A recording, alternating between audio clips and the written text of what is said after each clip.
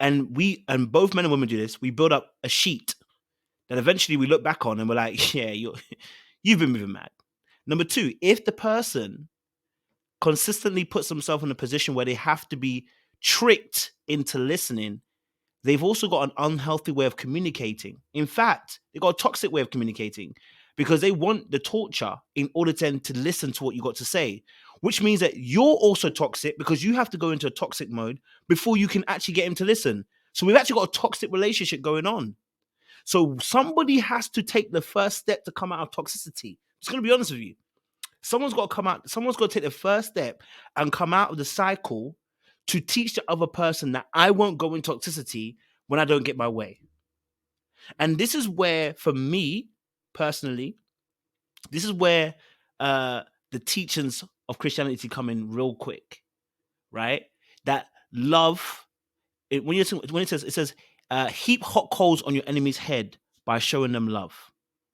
In the moment where you expect, and I'll give an example. I remember, anybody who's a Christian will know this, right? You've done something wrong. You've sinned. You've done the maddest thing. You know what? You've been bad.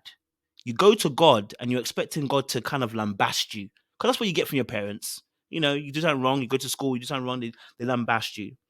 But yet, when you go to God, you get this different type of behavior. Like it's an embrace. It's love. It's like, no, come. Let's talk about this. Let's talk about this. I'm not here to be your punisher.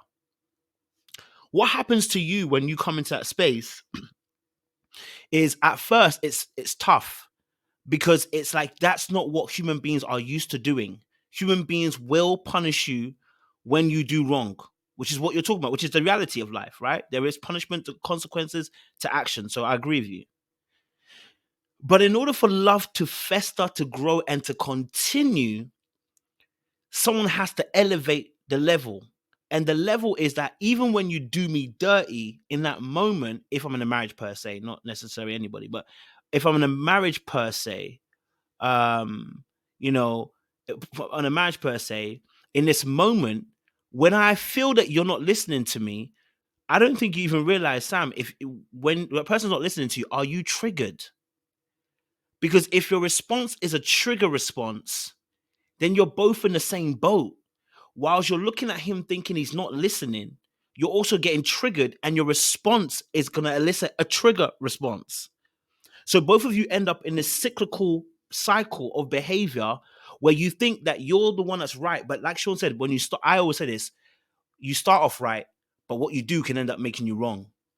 And a lot of times when I was doing like coaching for couples and stuff, when I see them come together, right? It's so funny when they do this thing. One person will come with a whole story about the person did X, Y, Z. And then I'll be like, all right, great, fantastic. I hear you. I hear you. And then I'll be like, so what happens when you in this moment, what happens to you? And they explain the story. I'll be like, so you don't hear that